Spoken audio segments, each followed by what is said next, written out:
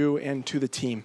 Yeah, first, Oklahoma City is an incredible team from top to bottom. Great coach, great players. It was not an easy series, but for us, it was a really good series in the sense of staying together. I thought the trust was tested throughout this series. Game 1, Game 2, Game 3, all 6 games. But I thought the maturity and trust for the group was high. And different guys stepped up at different points in the series. Also, in tonight's game, wasn't Luka or Kai making the game winner. It was the trust of Luka. The ball touches the paint, they collapse. He trusted PJ. PJ gets fouled. He steps up and makes the free throws, and we find a way to win. But it's, for the coaching staff, they did an incredible job of getting these guys ready to play, and the players trusted the game plan and executed the game plan, and we found a way to win the series. Jason, your guys were down 16 at the half. It seemed like they had everything going that way. What was your halftime speech like? Yeah, well, we talked about just the turnovers. That was the first part. The second part was just the trust in that we had to play faster. We were not playing fast enough.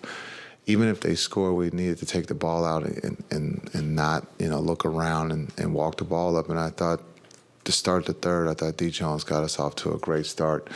And then we worked the game, understanding that it wasn't we were going to get those 16 points in 2 shots. I thought the group stayed together, trusted each other, and worked the game and got it down to 7 there at the end of the third, and now it's anybody's ball game. And again, our zone created some missed shots and some turnovers, and then we capitalized on the other end. But halftime, it's kind of a cool thing because we just kind of talked, and I thought the group responded again, being down 16. And we knew what we had to do, and we did that to start the third, and we did that for pretty much the whole second half. PJ, he was scoreless for 3 quarters and just came up with some big points there in the 4th quarter. Yeah, PJ was well rested. We got to talk about the foul and the hacking out there, but he picked up 2 quick fouls, and so he was rested. But the beauty of PJ being around him for this short period of time is that his character is like no other. You would have thought he had 30 points tonight. He just plays. He never complains.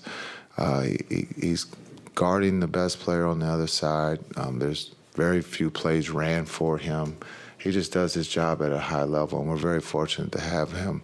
But, yes, he didn't have any points going there, and then he knocked down some big shots and then made the free throws. And the biggest play, and it won't go as the biggest play, but to miss the free throw in the proper way without, sometimes we say miss the free throw and we'll just hit the backboard and they get the setup. We didn't want them to set up. They had no timeouts.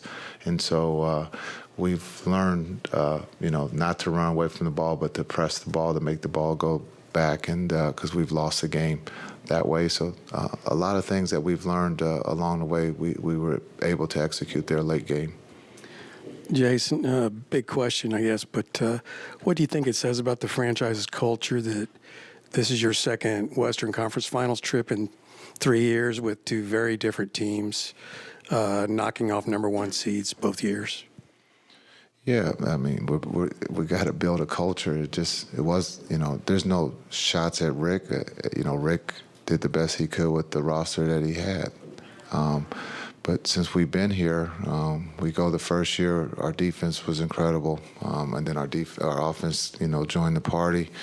We got to learn what it meant to win, and last year was a building year. Every year is not going to be a championship year. It just doesn't happen in sports that way. But I thought Nico did an incredible job this summer, and also since he's been here, putting the pieces together that fit. And then sometimes you just got to give people time, and sometimes we don't. We just rush to the point that we suck or we can't do something, right? Unfortunately, a lot of you are wrong, but that's cool. and we'll see as we go forward. But our goal is to win a championship, and that's what we're trying to do. But sometimes you guys don't see that, and it's all right. You got to do your job because we really don't care. And that's the beauty of our culture, is that we're not affected by what's written negatively. We just go out there and play for each other, and that's what's going to win a championship. And hopefully at the end of time here, we can hold another trophy. I've had that opportunity to do that here. It's incredible, but it is hard. It's the hardest thing to do in professional sports, is to win a championship, because there's only one. No one gets a second-place trophy or third place. So our culture is what you see. There's a trust, there's an enjoyment, there's fun. It was kind of cool to see the Oklahoma City fans thought we were shooting half-court shots only because we won. But since we've been here for 3 years, that's what we've done. So we got to make sure when we do right stuff that we get the right things out, to correct things, or we correct the people who are wrong. But I love this culture. This is a great challenge as a coach. I got great guys that I trust and believe in, win or lose, and that's the beauty of the Mavs right now. Yeah. Lively played 30 minutes today, 12 points, 15 boards. Just how impressive has he been this playoff, and just how difficult can it be for rookie big men when they get to the playoffs for the first time? Yeah, that's a great point. We just talked about that in the back. There's quite a few guys who have not been in the playoffs, and they've now made it to the Western Conference Finals, and D-Live is one of those. I don't think we took him out in the second half once he entered the game. I thought he did an incredible job of imitating Moses Malone. He grabbed all the rebounds. He gave us second or third opportunities. He competed. And what I love about him is his voice. He's one that's going to talk. He's blocking three-point shots.